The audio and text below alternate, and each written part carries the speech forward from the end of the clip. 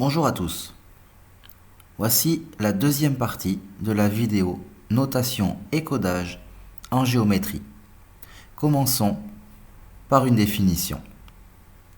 Le milieu d'un segment est le point qui appartient à ce segment et qui est à égale distance de ses extrémités. Donc si le point I est le milieu du segment AB, cela veut dire que IA est égal à IB en longueur et que le point I appartient au segment AB. Faisons un exemple.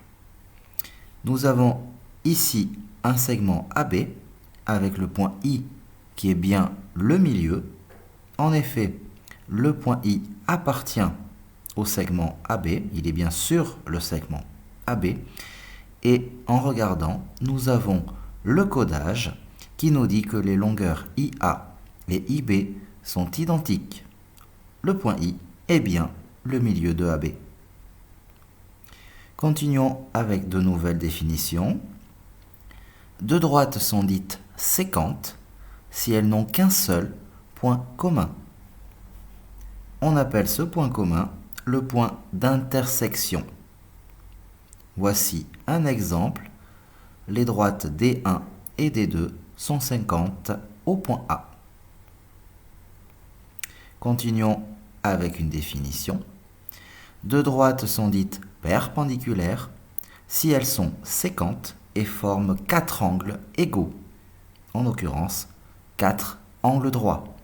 Faisons un exemple. Nous avons ici les droites D' et D qui sont perpendiculaires.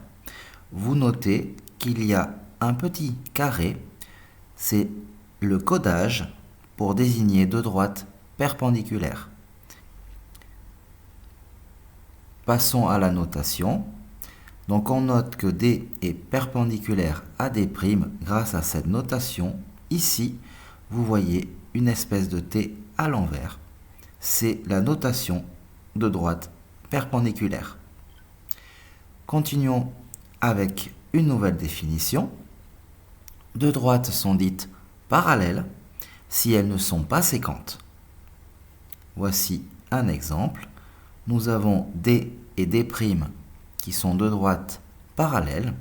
Je vous invite à constater qu'il n'y a pas de codage particulier. Et en termes de notation, donc on note que D et D' sont parallèles grâce à cette notation, donc deux slash, deux traits qui ne sont pas verticaux, un petit peu penchés. Voilà, c'est la notation pour deux droites parallèles. Continuons avec une remarque. L'écartement entre deux droites parallèles est toujours le même. Voilà, cette vidéo deuxième partie sur notation et codage en géométrie est terminée. J'espère qu'elle vous sera utile. N'hésitez pas à poster un commentaire ou à regarder d'autres vidéos si nécessaire. Merci.